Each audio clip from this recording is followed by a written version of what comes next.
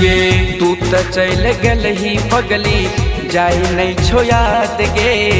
हमरा ई करके जैतो साचो बर्बाद गे आधा मौत मारे छी तू मार देन जान से बोल बोल बोल हे गे अपन जुबान से पूछो तू बोल हे गे अपन जुबान से तू त चल गल ही पगली जाई नहीं छो याद गे हमरा ई करके जैतो साचो बर्बाद गे आधा मौत मारे छी तू मार देन जान से बोल बोल बोल हे गे अपन जुबान से पूछो तू बोल हे गे अपन जुबान से पूछो तू बोल हे गे अपन जुबान से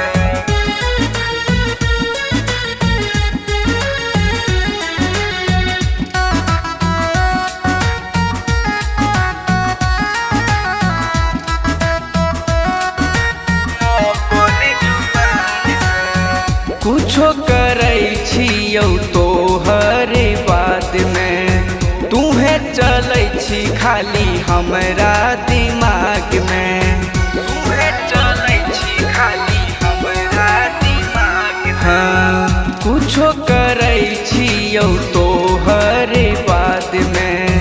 तूहे चलै छी खाली हमरा दिमाग में के कनै छियै हमें सबसे छुपा के बनतै मजाक से नजर बचा के सचहु में चल जैबै हम कहियो जान से बोल बोल बोल हे गे अपन जुबान से पूछो तू बोल हे गे अपन जुबान से तू त चल गल ही पगली जाई नहीं छो याद गे हमरा ई करके जैतो साचो बर्बाद गे आधा मौत मारे छी तू मार देन जान से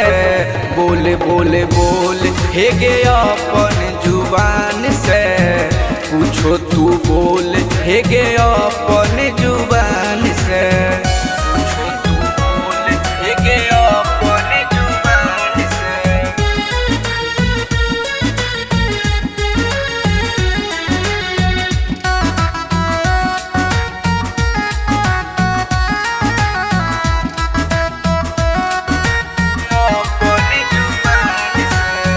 हम नहीं जानलिए छोड़े जैभी बीच धार में तोरा सिवा नहीं कोई रहे संसार में तोरा सिवा नहीं कोई रहे संसार हे गे हम नहीं जानलिए छोड़े जैभी बीच धार में